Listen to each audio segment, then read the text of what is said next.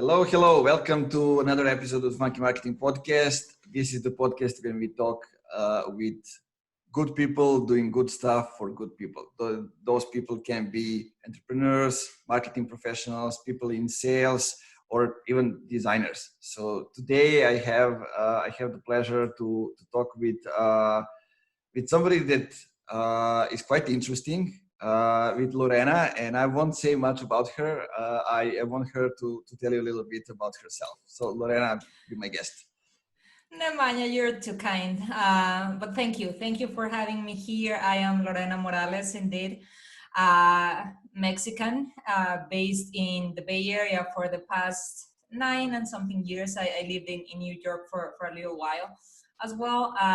So currently I am the VP of marketing at the first revenue operations company called Go Nimbly, headquartered here in San Francisco with offices in Chicago and New York. So that's what I am currently doing. But as Nemanja said, my background is very, very broad. So I think this guy is gonna get me into the weeds to tell you a little bit more about like what makes me who I am today. It's quite interesting that that you mentioned like Mexico. These days, they're I think wife and husband. They are both photographers, very good ones, and they are in Mexico and shooting some amazing photographs like under the water in the caves, and it's kind of like amazing. And so I've been watching their stories these days and kind of like, I need to visit Mexico. It's about time. Yeah, Nemanja, do you think that's painful for you? Imagine for me, like watching everyone is going to Mexico except me. I don't think that's fair. There's something going on there that I need to fix. But yeah, Mexico it's beautiful. Not only like the places that most people know, but just in general, it's a city full of culture. And the people, it's probably what I miss the most. The culture, the museums. We are the second culinary city after New York, and people don't know that. So that's an example for just to start. Yeah, nice. Food is something that I'm familiar here in Serbia. A bit different food, but also like we inherited everything from everyone, like 500 years under the Turkish Empire at the time, and then all the others. So we got all the flavors here in the center of the Balkans, and it's kind of interesting. So let's talk about the childhood. How did you grow up? How was growing up in Mexico, right?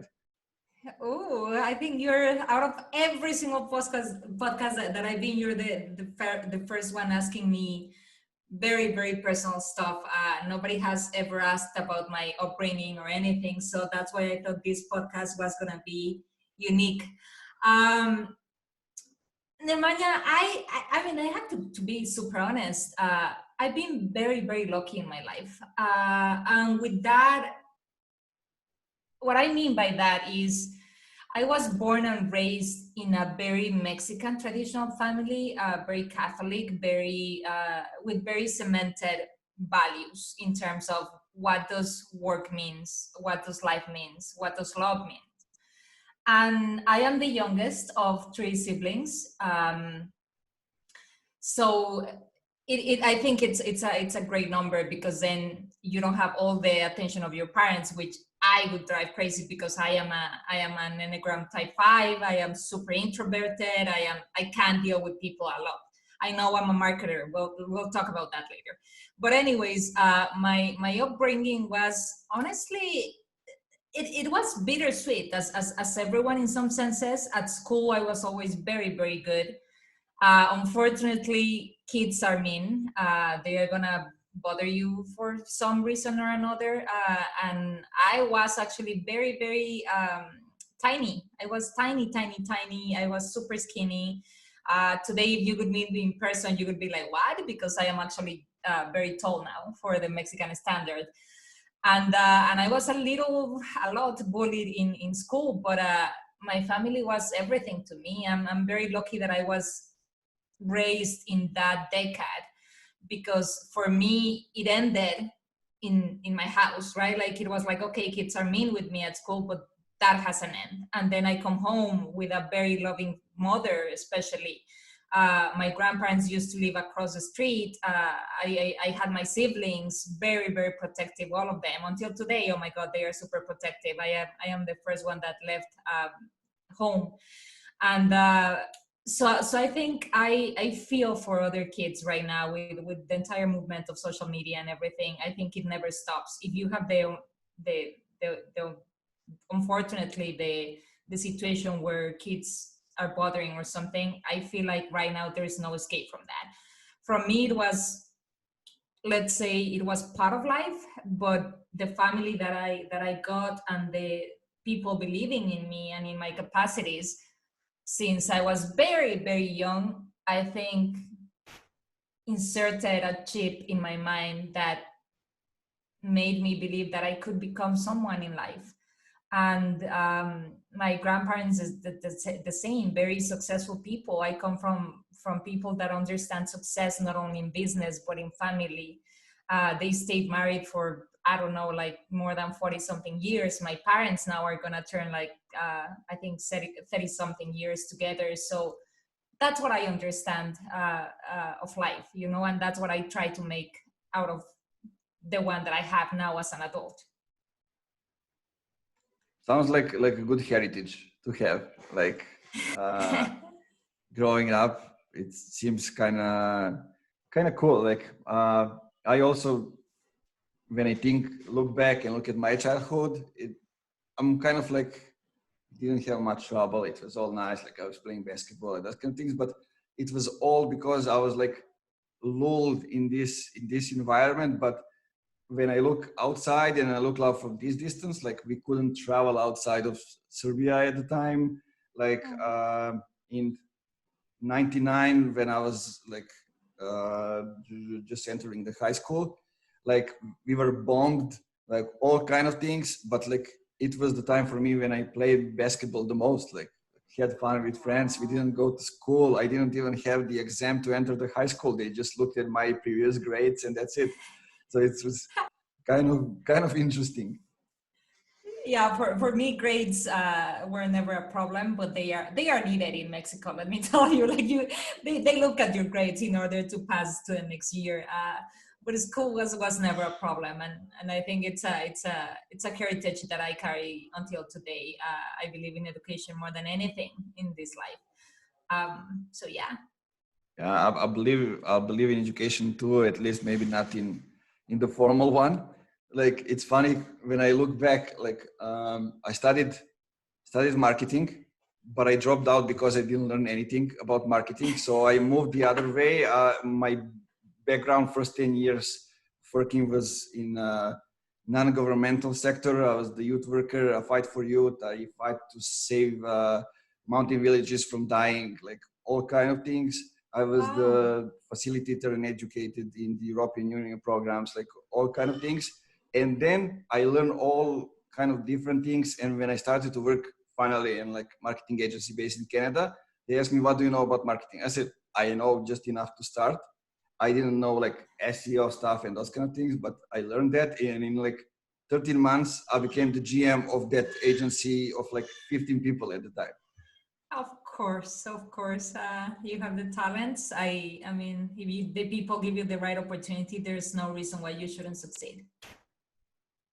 Exactly. I just needed a chance to show the things that I learned. And I Exactly. didn't even know that I learned those things until I got the Mhm. chance in the right atmosphere to show it. So tell me how it was for you, like your first job, that kind of experience.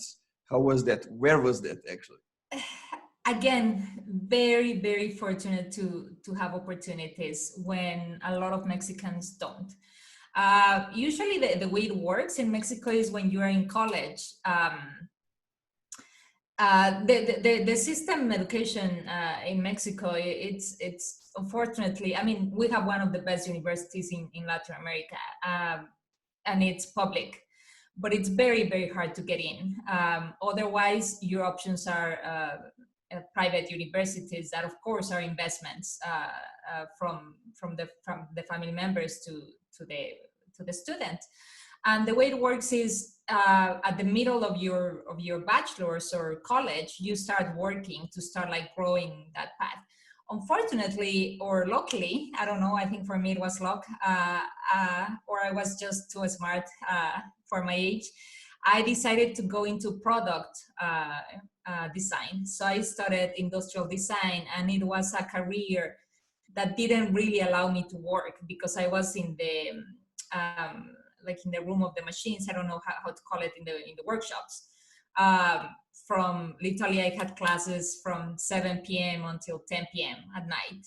So and doing stuff. So I think that the good thing for me is that my career taught me to literally second semester we were already producing things and functional things. So for example, we would like I created like a lamp and like and like furniture for the office and like other weird things that nobody needs to know, but like things that actually function from very early stages in your career. um, so I didn't work as soon as others. For example, maybe my siblings started their working careers earlier than me. And as soon as I graduated, I realized almost like you that there was this something inside me that I've always felt so fortunate that it's my job and almost my responsibility to give back a little bit. So my first job, even though my father doesn't count it as it because I was a volunteer, they didn't pay me anything, and I was actually paying a lot of parking and a lot of gasoline, etc. But I was a volunteer for Oxfam GB for a while.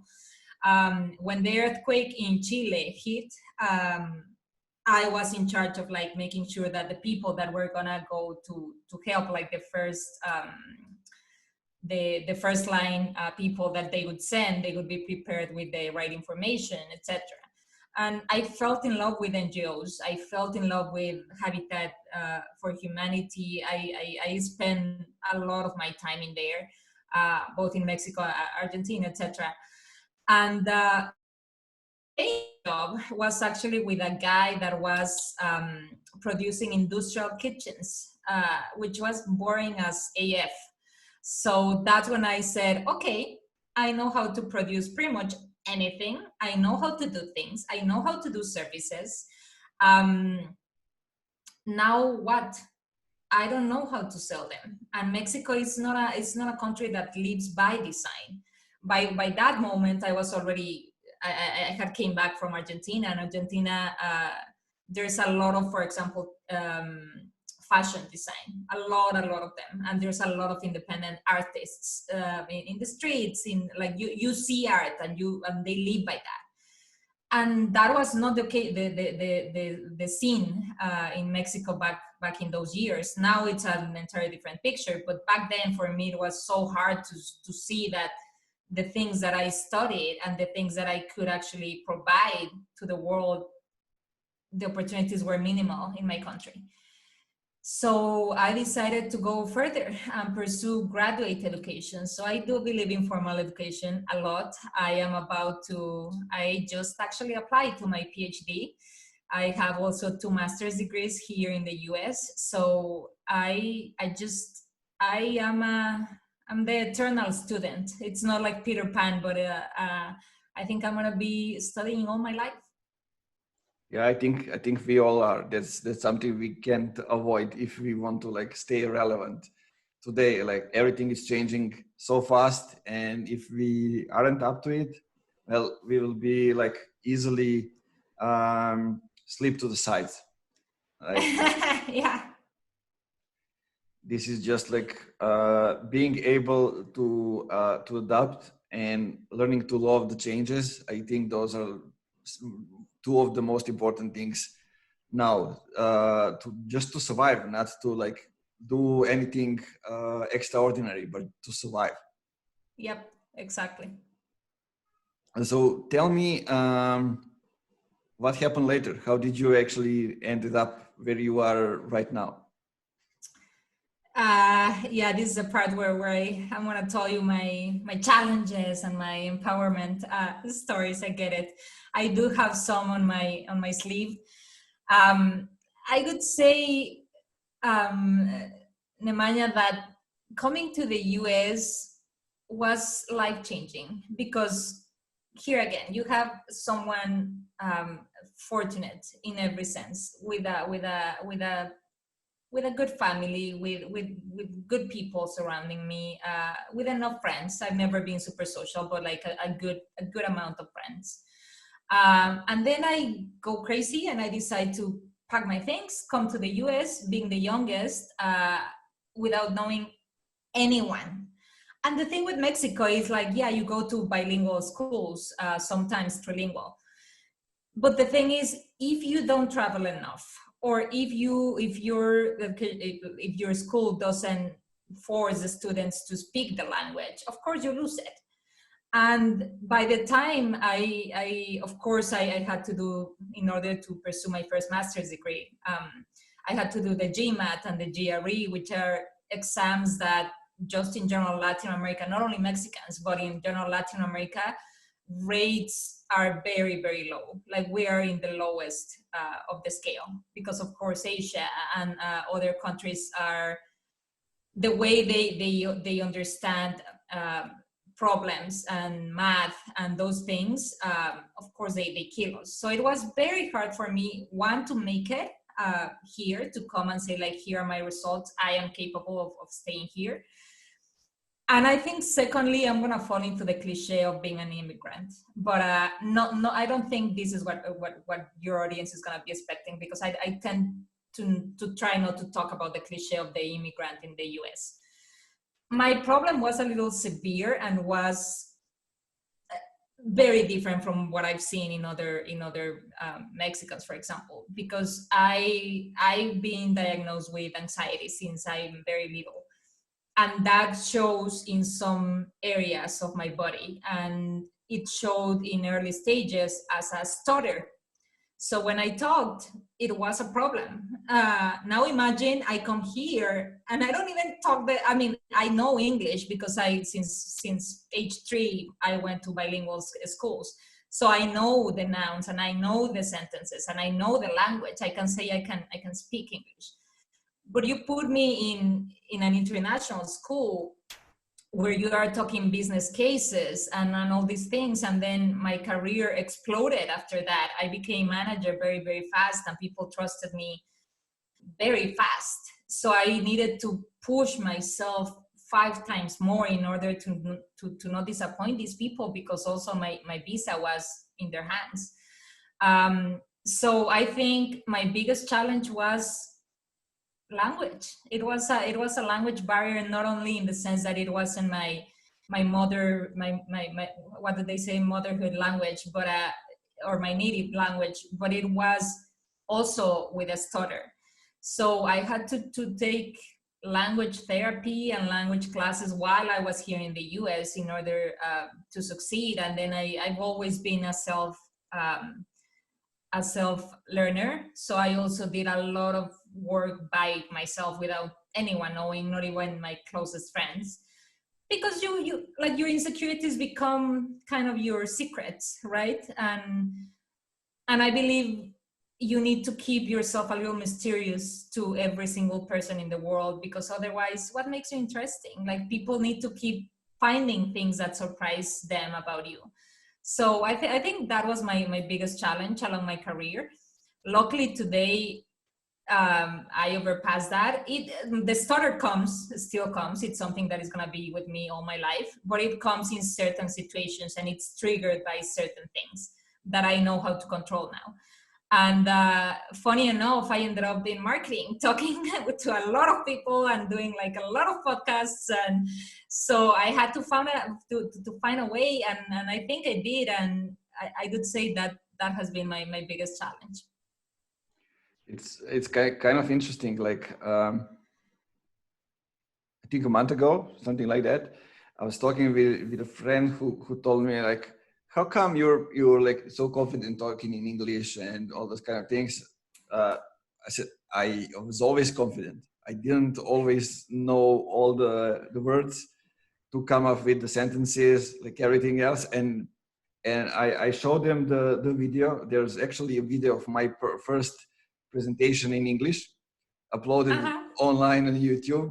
I think it's 2011, 12, maybe 13, I don't know, something like that. But um, I knew English just enough to transfer the message, and people can like actually figure out the story and everything.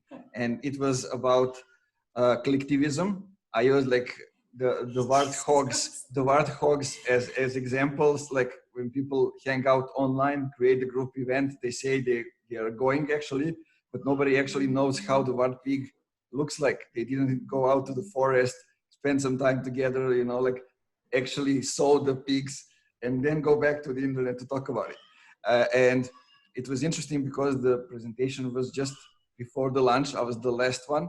And I asked the people, do you want me to continue talking something else? And they say yes. And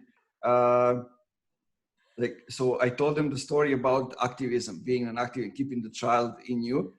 And like, it was the story that, I don't know, I heard it somewhere, but I wanted to take this chance, like to try to tell the story.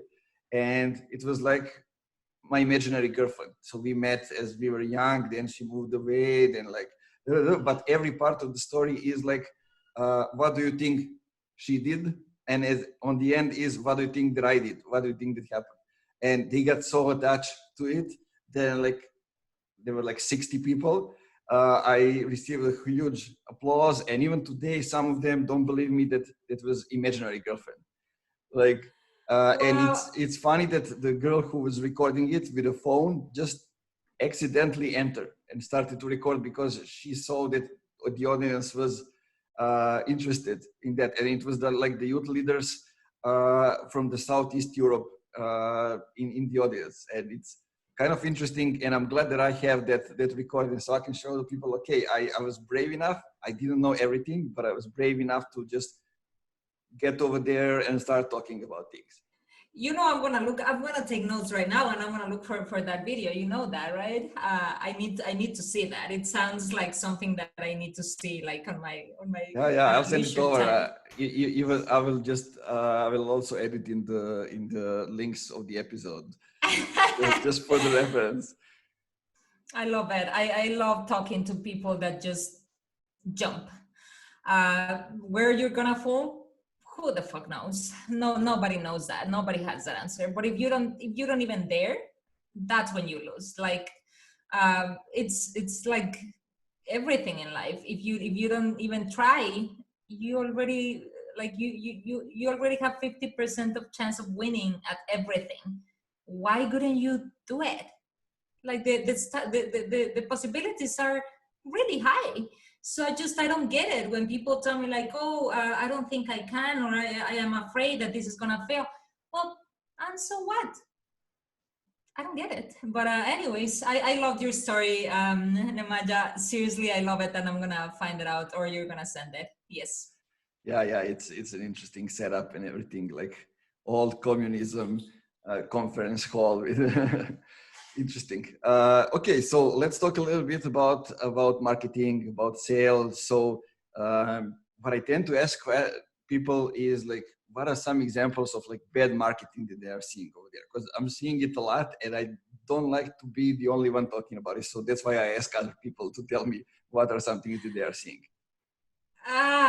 Ooh, that's a good one. For me, that's the thing. I am very peculiar in the things that I read, in the things that I buy, and in the things that I have in my space. And what it bothers me, and I think this is a general thing, like it's not a Lorena thing. The consumer now has become this very particular buyer where you don't expect less than exactly the thing that you had in your mind at the time that you had in your mind, at the price that you wanted to spend. So we became kind of a little arrogant in that sense. And my bothering is at the stage that we are in advertising, for example. Why on earth am I still receiving emails or posts in Instagram about men's clothes? It's like that bothers me. It really does bother me because it's like you have the technology right now to know that I am not a male, that I'm never gonna be buying into your product. why are you wasting valuable time for another brand that could get me in 5 seconds? Because I mean, I am a marketer.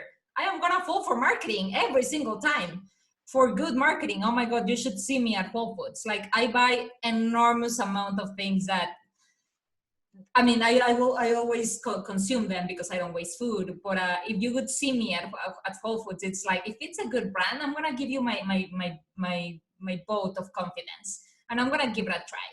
But what bothers me and what is wrong with marketing is these huge companies, or small companies by that matter, that are still targeting the wrong audience. Why are you not obsessed about your customer? Why are you not obsessed about what they like, what they think, what they don't like, their pains? That's what defines marketing at the end. It was always like that. It was just a scheme back in the 60s, 70s, because you didn't have the information. It's okay. It was okay. Let's throw a bunch of things to the wall and see what sticks. But today you don't have that you must not do that, because you have every single data point that you need, to the point that it's creepy. So stop advertising the wrong people with the wrong products, or the wrong messaging. That's, see, this is where I get passion. You don't want to see me in the Super Bowl because, oh my God, the ads. I don't even understand football. I don't like it. I'm never gonna be a sportswoman. But oh boy, the ads, that's my jam. That's where I'm like, everyone shut up. I need to see this. I need to understand this. So it's, yeah, that's a funny thing about me. I was thinking these days of how it would look like if we take all now the best Christmas commercials, like Coca-Cola, Milka, all those interesting, and take them from B2C to the B2B. Imagine like foggy, misty B2B, and involving emotions. Red Bull does a freaking fantastic work in every single thing they do. It's beautiful. Even you know what? People laugh about me, but Geico, the insurance company, I have something with Geico, and they are so basic. Like, their advertising is so basic. Their messaging is so basic. And I think that's what obsesses me.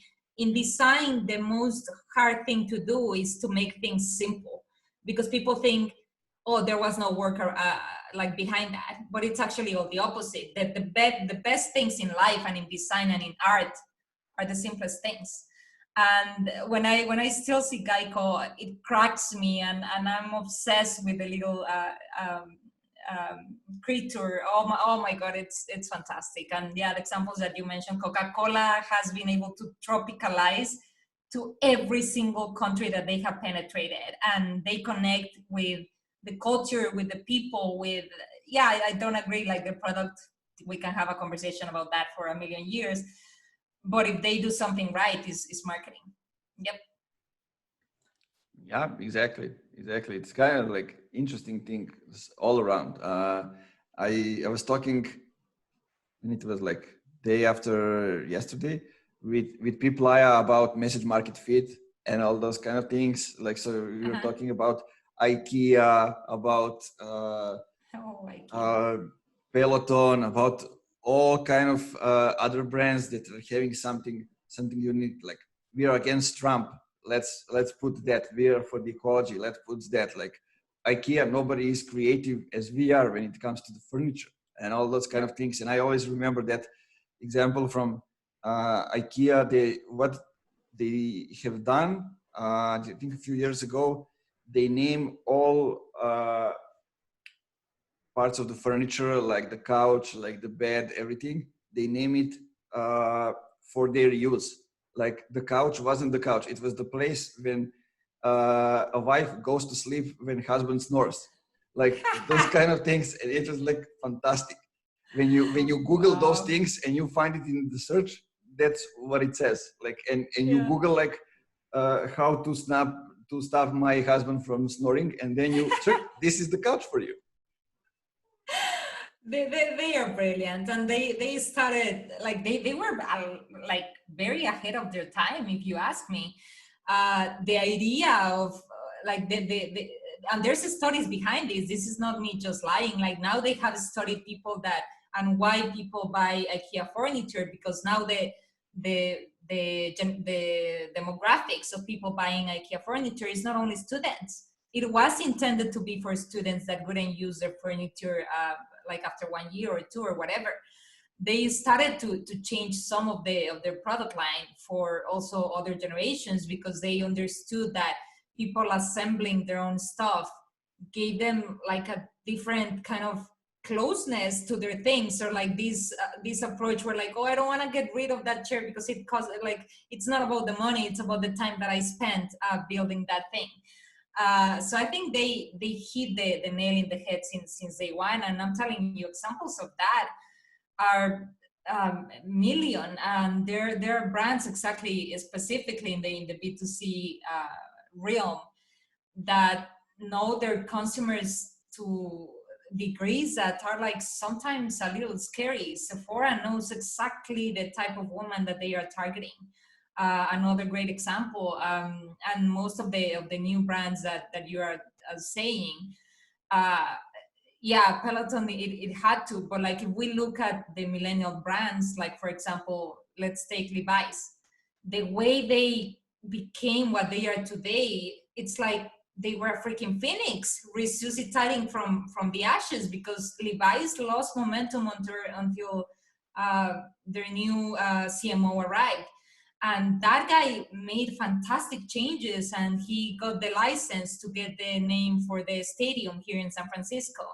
And when you see the story of these brands, of like how he changed and got back the essence of wearing a Levi's pair of jeans, that's why I love marketing. I can't tell you anything else, Nemanja. I think there's a lot of beauty in marketing, even though a lot of people think it's only people spending money and playing with your mind. For me, it's an art. It's a true art. Well, I can just totally agree. Also, one thing that I like to ask you, like, what are the biggest takeaways that you are seeing right now in like marketing and sales, no matter if it's like B2C or B2B? That's a good one. Because, and it's a good one for me, especially because it's not, I didn't work closely with sales all my life. And that's the truth. Marketing was marketing, sales was sales. Go and do your stuff, and everyone, it's in their corners. It's been around 4 years, a little more probably around 5, that I've been working with sales very closely. And the respect for the profession, I think it's now equal to marketing. In other places, I've said that it's more, but I think now it's equal, because both of them should be focusing up in revenue. And I think that the biggest change ties to my previous answer. And it's the amount of information that we have now about our consumer is sometimes overwhelming. So everything shifted early 20s with all the marketing, at least on the marketing side, with all the marketing automation tools that started to expand, and gave us marketing the information that we always wanted. To be, and not only to give you the information, but to be able to track it and to be able to build things based on that data. Now, the interesting thing comes in these years that we're living right now, where sales, it's also working with marketing. It's almost like the salesperson is becoming a marketer, and the marketing is becoming a salesperson. And there's this kind of mutation about who is the salesperson and who is the marketing person, where now there's a new breed. Hopefully it's going to stay that way, where both teams understand each other and they use the information that they have for the good purposes. I'm telling you, I feel like now it has become a world where not all companies, but a lot of companies are doing their job exactly as they should. They are transparent, leadership, what are the processes in the company, exactly if sales are going to give you a pitch just to sell or to actually alleviate your pain. And I think it's, if you ask me, it's the best time to be a marketer, and in my case, a designer, because when I mix both of those things, it's the result is just this fantastic thing where I get to truly understand my audience as if they were my close acquaintances or friends, or even friends. I love that connection. So I have additional question, like how are things actually aligned in the company you work for, like marketing and sales? Are they like tied to the revenue? Is like marketing is the one We are. who is leading, or tell me a little bit about the structure. Nope. The entire revenue operations model, if people decide to believe it, I hope one day I'm gonna wake up and companies like Coca-Cola, like Red Bull, like the multi-billion-dollar industries are using revenue operations, because not only it has been proven to work, but it's here to stay. The alignment happens in all levels, from the strategic, where, for example, an example could be like right now we're planning 2021 budgeting. The budget is the revenue budget. It's not like you sales get this and you marketing get this. Is, as a revenue team, what do we need? Which positions do we need to fill in? What type of new tools we need to add to our tool stack? How we're gonna proceed with the new strategies on the GTM marketing? Because I mean, GTM, that still belongs to marketing. So it comes from the strategic level to what you just said, to all the way to reporting. Every single person should be reporting on the same KPIs. In our case is pipeline creation and impact to revenue. And it doesn't matter if you are on the content side, or if you are in the AE side, or if you are at the head of the marketing, it doesn't matter. Everyone is looking at the same metrics. That's good. That's good. Because like most of our clients, like a marketing or communication person is the one who is like in charge, no matter if you call it like VP of marketing or CMO or however we call it. But sales and marketing, they are both aligned on the revenue. And it's kind of interesting because like then you need to get them into conversations every week. They need to share experiences, things that they have done. They need to actually talk to each other, which is kind of something that isn't happening yet. It started to happen in a lot of companies, and like I don't know, it's kind of different. Like salespeople will know how to do marketing, but marketing in most cases, well, it's not sales first department. And so we oftentimes marketers use that as an excuse not to like listen to the sales calls, not to get away from the revenue. Like, we're going to do our thing. We're going to get you leads from the webinars. We're going to create ebooks and those kind of things. And those are not actually the things that are getting you the revenue. And if absolutely, and it goes, that's what I'm telling you. It's a two-way street, right? Where that's been the bickering from marketing, but then you also have sales coming. Some SDRs or BDRs that I've seen, that they come expecting marketing to deliver everything in their mouth and almost already chewed. Like, it's also the job of sales to know the pitching, to even create the messaging. Why not? It's not marketing's job to make the sales. I know there's leaders in the industry that think marketing's job is to make sales better, or to be a supportive function for sales. For me, that's one of the biggest lies, because it should be like brothers. Yes, marketing, you are going to be listening to all the calls. You are going to be doing prospecting calls, because you need to understand that messaging. You need to understand the resistances of your client. But you sales, you're also going to come and do your work. You're going to do the research on your prospects. You're going to create the content. You're going to it's not going to be marketing delivering you all hot leads and then just go and close them. For that, I just need a closer. I don't need an entire sales team. that's where the beauty becomes, when everyone is aligned and when everyone is talking to each other constantly, as you said. That's the way it happens.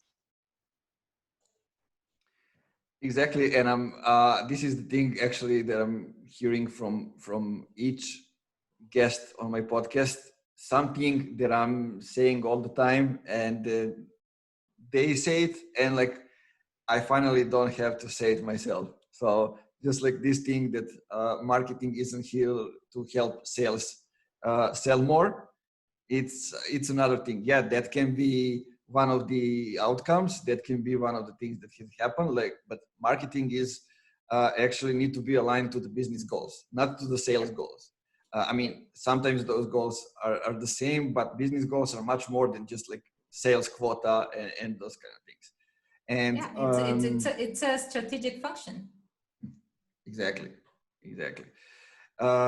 Okay, let me hear you how you would define funky marketing, because it's kind of interesting. A lot of people are defining it differently. We even when we started, I heard some people. Now I know that those are like people just who are telling bullshit. It was only like two of them when we started. They tell me like funk is like garbage, that kind of meaning of funk. They found us like, Yeah. why would you name the company like funk?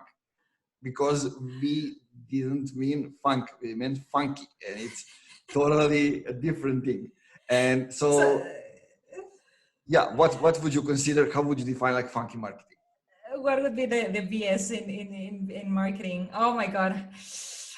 Nemanja, this is, a lot of people are gonna kill me for this, but you know what, I'm very cynical. I think the biggest bullshit about marketing is how people in organizations think and execute on the belief that marketing is so easy and it's a fun department that everyone can have a very informed, according to other people, and opinionated item. What I mean is, the marketing department does something, a campaign, whatever you want to call it, and then every single person in the organization has an opinion. Or they know or they think they can do better than, or they think you can add this or remove this, and it's so funny to me, and let's call it funky, because, for example, not even once in my life I've gone to finance and tell them how to do their jobs. Never. But in marketing, it seems like everyone has an opinion, and everyone can be a marketer, and everyone can do your job, which is, I mean, after 11 years, I think I have done my piece with not being the department that has the recognition. You see it, sales, they close a deal and they fucking ring the bell. It's ridiculous. Thank God we have marketing attribution now, because it's like, sweetie, yeah, you close it, but it wouldn't have ever happened without marketing. So maybe you can help me. I need a bell in marketing as well. And not because I need the recognition. I am a person that, I'm telling you, I was always kind of in the shadows and kind of being in the back end. I like to be the person in the back end, even though the spotlight tends to be on the marketer. I think it needs to stop. Like, one thing is, if you have an idea, one thing is having an idea. Bring them all to the table, because that's food for marketing. If you have an opinion, and if you have a better way, or what in your head seems to be a better way of doing things, save them to yourself, because there's a reason why you hire a marketer, and you should trust that person has things under control, and that their team are doing the best that they can. Otherwise, it's very bothersome at some point, because it's constant. It's not a one-time thing, and it has happened to me in every single company that I have worked at. Because again, you deal with things like brand, you deal with things like design, you deal with things like customer marketing, and there's always gonna, and I always quote Mark Robert former CRO at HubSpot, which is someone that I admire to the highest level. And once he told something, and it stuck in my mind, and now I was like, hell, that's true. And he said, if you give me two people and put them in one room, and you're gonna end up with four opinions. It is very true, and especially in marketing. I'm telling you, this doesn't happen in other functions of the organization. It doesn't happen in sales operations. It doesn't happen in marketing. I'm not gonna go to the Salesforce architects and say like, hey, I think you should do your job this way, because that doesn't make any sense. I trust that the person that I hire has things under control. Again, why everyone needs to be in marketing as like there's too many cooks in the kitchen, and that has been marketing historically. So I think that's the biggest BS around the profession, and let alone the thing that we have the least recognition of the entire company, because marketing can't demonstrate ROI in 3 months. Marketing is the department that is going to be seen as a cost first and then as an investment, hopefully. But the ROI, it's going to come later if you are lucky enough to stay with a company at least a year and a half, 4 years. That's when you're going to start to see your efforts and your fruits kind of becoming trees. Before that, it's really hard to prove things to the executive team. It is. They need to believe it, and if they don't believe it, sometimes, I mean, you can do things on the side just to show them the way it works, and they can give results, like small thing, and like, this is from your perspective, that how it should go and how it can be. But like in most of the cases, if they don't believe in marketing, then you don't have anything to do over there as a marketer. If you cannot actually market to them, also you cannot teach them. That's also the job of the person who is in charge of marketing in the company. They need to also teach internal team how to do marketing. I mean, you need to get them interested around your product, around your story, around everything else. That's why I'm saying, like, we stopped working with companies that don't have clearly defined values and culture and those kind of things, mainly because of the way we create demand, the way we work, but also the way, like, you cannot expect somebody to include their personal brand, their personal profiles into doing certain things for the company if it's not on their own. Yeah, they need to believe it, and if you as a CEO tell them to do it, that's not gonna cut it. They need to believe it before they come to the company. They need to get attached to the story, and they need to know where they belong inside your and the company story. Where is their place? Exactly. And you touch very sensitive fibers to me, because this is a topic that has been discussed in my organization, where I'm never gonna be forcing people to do things on their personal profiles. And it's been an ongoing conversation, because I mean, there's no, and this is proven, there's no better marketing than internal marketing. The problem is I cannot change people's minds, especially when you sell something as complex as revenue operations. It's a methodology, it's a service, it's something that it takes time to understand. I can't be the person to say it's in your job description to share everything that I can't be that person. And I don't think I will ever be. Like, if people are not passionate by themselves for the roles that they are playing in the organization, there was something wrong also in recruitment, because then they didn't understand the company, or they are not in the company for the right reasons, which is one of the toughest parts of marketing, I would say. Like, your clients, you already sold them, they already trusted you. But your internal people, it's really, really hard. And as you grow, it gets worse, because it's what I'm telling you. Like, a lot of people are there just to do their jobs, and that's it. They don't care about the values. They care about the paycheck, and that's it. And those people, you need to accept that not everyone is going to be an ally in your internal marketing efforts, and that is okay, and that it is what it is. And a lot of people don't understand that.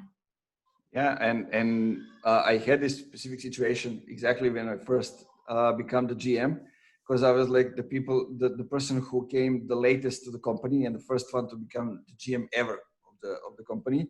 And there were a lot of people that weren't like very satisfied with that. There were a lot of people that didn't want to move ahead in their careers, in their jobs. They were just satisfied to come and work like for 8 hours and stop working. And I needed to understand that that's okay. If they are doing a fair job, that's okay. Not everybody needs to learn and move forward as I am. But also then me as a GM, I need to think if I want those kind of people in the company. Is that aligned to what we as a company want to achieve? You know, it's all connected. Every little dot is connected with it. And I've been in the situation that you are telling me about in the previous companies, and I saw the way things can be done and the way things can be done. So now I'm going in a different way, and I learn a lot of things. And that's why, like, what I'm trying to do right now is like trying to get emotions, feelings, people first in B2B and kind of change the whole narrative, because like it's not changing if somebody don't go in there and actually change specific things, move things on the board. So tell me, I think enough talking about business. So what are some things outside of the business that we don't talk enough? I would say mental health is fairly open, at least in the US. Parts of America, like Central America, South America. But I think, honestly, with the pandemic hitting Nemanja, I believe we're gonna hit the hardest and probably the toughest mental health stage or era, or whatever we want to call that, in the human history. We are becoming very clumsy again. Social skills, I've said this repeatedly, they are a muscle and you need to exercise them. And when they take them away from you, a lot of problems are going to happen, and companies are not talking about that enough. I mean, I could also say immigration, but that's kind of a cliche coming from a Mexican in leadership and whatever. But it's also very true. Like, nobody talks about, hey, what's the road to success staying in the US being an immigrant? Nobody talks about that. But especially right now, I think our attention as leaders, if you have a position of power in any organization, please make sure that you talk about how much your workers are sleeping, if they are being in contact with other humans, if they are getting out. A lot of people are just getting more and more gadgets in order to do the inside experience more bearable. That's not the way to go. This is not the time to binge on Netflix and eat whatever you fucking want. This is not the time, because the time where we find hopefully our new normality, the world is gonna need strong humans. And by strong humans, I mean, it starts with your mind, and it starts with, with your body as well. So if you have never treated your body well enough, in the sense of like what you eat, if you exercise, if you sleep, like those things, start doing it now. Start making company programs to make this happen, because it's not about, hey, buy another TV, buy another video game console. That's gonna destroy you, and we are gonna need to be there for each other. So what I wanna be around humans that are anti-fragile, and that have succeeded in, you know what, it was tough. It was tough, so far a tough year. I don't know if it's gonna be tough years, but what I wanna be and what I hope for is that when we come out of this and we go back to the concerts, please God, or to any type of social interactions, that we are around strong humans and around people that that are healthy in their minds and that they feel, if not happy, because that's a very subjective definition, but I want to be around confident humans. Yeah, that's a powerful topic to talk about. I was just last week, or it was 2 weeks ago, I was talking with one of my employees, and he got COVID, and Yep. I told him, like, get disconnect from everything. Like, I don't need you. We don't need you. So go ahead, recover. Like, don't go over LinkedIn, add comments, like all those kind of things. Like, gather the energy to fight the disease, everything, and like come back when you are ready, when you are strong, and let's do it like this. I don't want to hear from you until you go through everything. I would just call to see like how things are going. Are you okay? But like I'm that kind of guy, you know. Like I want. I'm always telling to people like think about how do you gather energy to actually do creative work if you're doing it. It's outside of the work where you find it. Also, like try to do things. I mean, you know, like you don't need to use car to go to work every day. Like you can ride a bicycle. Walk. I do that. Yeah. That's how I listen to podcasts, and like all kind of small things that get us into the mindset where we can perform and be like do the job that we love in a way. And not only that, when we are doing the job that we love the right way, then we have the energy and everything else, and we can be satisfied in life overall, not only connected to the business. Right, and I think that the business could be, I mean, this is where I could disagree with you, Nemanja. Business for me could be the last priority. Yes, maintain your business. Yes, be effective. Don't take the pandemic as an excuse to not perform your job, because businesses need to stay afloat.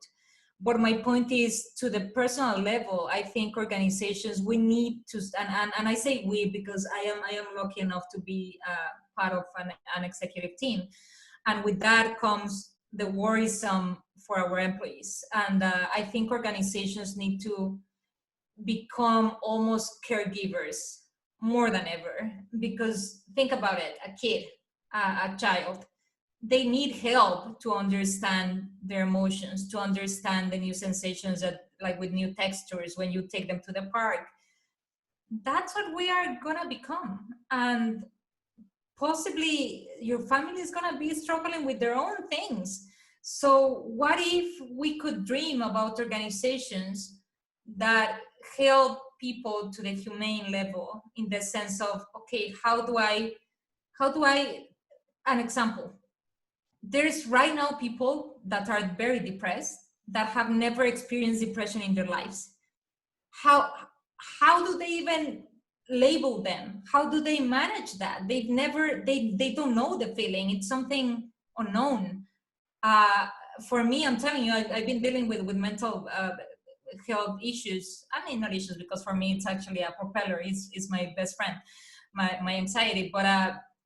But what about the people that don't know, that they don't know where to go, they don't know who to talk to, they don't know what to do, they don't know that it's okay to perform 80% of your capacity because you just feel something inside you? We don't talk about that. Nobody cares about that. And organizations are gonna need to be that place to go. If you want employees that are still effective, you're gonna need employees that are in the right, that are sane, that have their sanities. So yeah, it's a topic that I'm very passionate about. Unfortunately, not a lot of people are. So I'm happy that you provide me this space to say that. Yeah, we're both passionate about it, and we agree on everything. We don't disagree on none of the things. Yeah, so tell me, as we are going near the end, I have two questions for the end. First one is, what are two things that you would double down in 2021, having all these COVID circumstances in mind, and like having some bold prediction for what's going to happen in the next year? As I told you, I am pursuing a PhD precisely in psychology or sociology, I don't know. And I am doubling down on understanding more on how to help my teams and the teams of any organization on going back to that new normality, because I know for sure it's gonna be tough, and I know we're not gonna be prepared. So I am someone that has done introspective work all my life, simply because I've been very solitary and very in myself, and I'm very comfortable being alone and like that type of thing. And I think 2021 is gonna be the opportunity for me to open that side that has always been hidden because I didn't see the need. And now I want to double down on that. I want to double down on creating um, safer humans. Sounds good. Do you have any message or anything you want to say for the end, for the audience, that we might missed or we didn't talk about, or just something that you want to recommend to the people? I think we covered plenty, but I would just reinforce the messaging on if uh, if you're feeling that you are not as productive as you were 1 week ago, 5 months ago, 1 day ago, be compassionate with yourself and understand that it's totally okay. Just be sure to talk to your manager and say the things that you are going through. That would be my biggest advice, not for people in SaaS or PaaS, but for every single person that is lucky enough to keep their jobs. Be transparent about it, and that's it. So be my guest and tell people where they can reach out to you, where they can find more information about you, have a conversation, engage, whatever. Of course, they can find me on LinkedIn, Lorena Morales, and then my Twitter handle is @MoralesLorenaSF. I'm always available. Just shoot me a message, and I will be happy to talk about anything that we cover here or other things. Thanks. Thank you one more time for taking the time to join me here and to have a conversation about these different topics. Nemanja, it's been my pleasure. I know for you it's late. I am very happy that for me it was 6 a.m. Not that I care, because I am actually always up at 5, but these are the things that get me going, and you just gave energy to my entire week. So thank you for that. Happy to hear that. Thank you.